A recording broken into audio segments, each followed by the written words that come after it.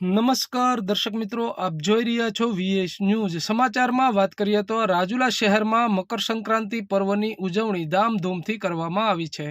ત્યારે મકર સંક્રાંતિના વળતા દિવસે નેચર ક્લબ દ્વારા એક ઝુંબેશ શરૂ કરાઈ હતી, જેમાં પતંગની દોરી ઝાડ ઉપર, લાઇટના થાંભલા પર કે રોડ પર હોય જે એકઠી કરવામાં આવી હતી. ચાઇનીઝ દોરી બહિષ્કાર, અબોલ પક્ષી બચાવો અભિયાન કાર્યક્રમ યોજાયો હતો અને 20 કિલોથી વધારે દોરી નાશ કરવામાં આવી હતી. રાજુલાના પૂર્વ પ્રમુખ ચિરાગબી જોશી, પક્ષી પ્રેમી તેમજ વિપુલભાઈ લહેરી નેચર ક્લબના પ્રમુખ જેઓ 30 વર્ષથી આ કામગીરી કરે છે, જેમાં બાળકો પણ સાથે જોડાયેલા હતા.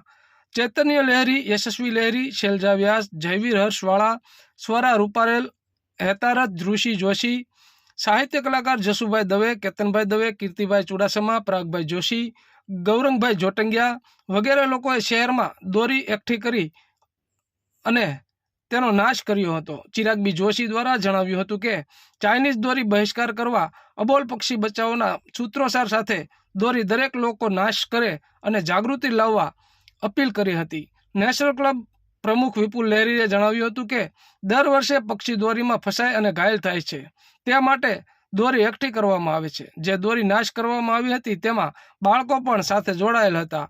યશસ્વી લહેરીએ જણાવ્યું હતું કે રાજુલા શહેરના વિસ્તારમાં નેચર ક્લબ દ્વારા દોરીઓ એકઠી કરવામાં આવે છે અને દરેક લોકો અબોલ પક્ષીઓ અભિયાનમાં સાથે જોડાય તેવી અપીલ કરવામાં આવી હતી. ચિરાગબી જોશી દ્વારા જણાવેલ કે દર વર્ષે દોરીઓ એકઠી કરવા ઝુંબેશ ચલાવવામાં આવે છે. તો આવા અવનવા સમાચારો જોવા માટે જોતા રહો વીએસ ન્યૂઝ.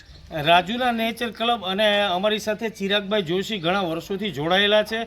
રાજુલાની અંદર મકર સંક્રાંતિ બાદ જે દોરાઓ ઝાડ ઉપર હોય છે, થાંભલાઓમાં હોય છે, મકાનોમાં હોય છે, તેથી પક્ષીઓને ખૂબ મોટું નુકસાન થઈ રહ્યું છે અને લોકોના ગળા પણ કપાઈ રહ્યા છે. ત્યારે અમે 30 વર્ષથી આ અભિયાન ચલાવીએ છીએ. અમારી સાથે ચિરાગભાઈ બધા રાત દિવસ અમારી સાથે જોડાય છે. 2 દિવસ તો દોરા ભેગા આખા રાજુલામાંથી સોસાયટીમાં અમારી સાથે એવડા બાળકોથી લઈ અને હસુ દાદા 80 વર્ષ સુધીના અમારી સાથે જોડાયેલા છે. તો બધા સાથે મળીને આ કાર્ય કરશું તો જ અબોલ પક્ષીઓને બચાવી શકીશું.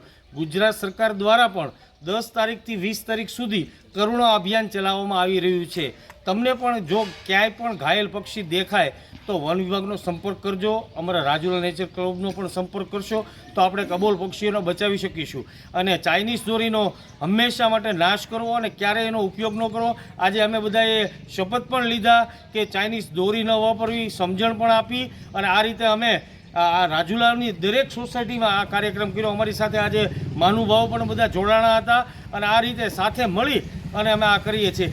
ભારત માતા કી જય, વંદે માતરમ, વંદે માતરમ.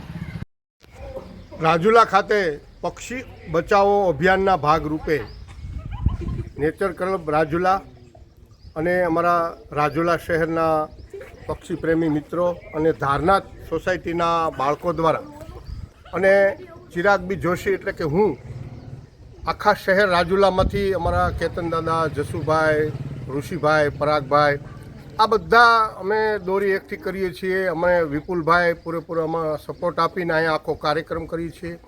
જે ચાઇનીઝ દોરીથી અબોલ પક્ષીઓ મૃત્યુ પામે છે એને અમે અહીંયા બાળીને નાશ કરીએ છીએ કે લોકોમાં જાગૃતતા આવે.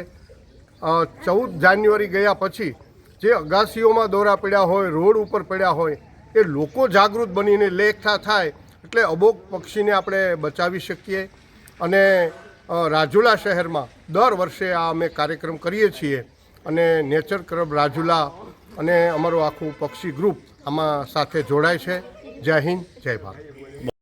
જ્યારે અમે બધા નેચર ક્લબના સભ્યો બધા ભેગા થઈને એક અભિયાન કરી રહ્યા છીએ, ત્યારે ગુજરાત સરકારમાં પણ ચાલી રહેલું કરુણા અભિયાન કે જેમાં પક્ષીઓને ઉત્તરાયણ પછી જે દોરાથી નુકસાન થતું હોય, શરીરને નુકસાન થતું હોય અથવા જીવ જતો હોય છે, એ ન થાય તો ઉત્તરાયણ પછીના મહાપર્વ પછીના જે કાંઈ દિવસોમાં દોરા ભેગા કરવામાં આવે છે, એ દોરાને સળગાવવામાં આવે છે. કોઈપણ ઝાડીમાં ફસાયેલો કોઈના મકાનમાં હોય ત્યાંથી દોરાઓ દૂર કરી અને એ બધું ભેગું કરીને અમે સળગાવીએ છીએ અને અગાઉ પક્ષીઓને નુકસાન ન થાય એવું કાર્ય કરીએ છીએ. અને આ કાર્યમાં રાજુલા પ્રેમીમાં દરેક વ્યક્તિ જોડાય છે, જેની ઉંમર 5 વર્ષથી લઈને 80 વર્ષ સુધી છે અને દરેકનો સારો સહકાર છે.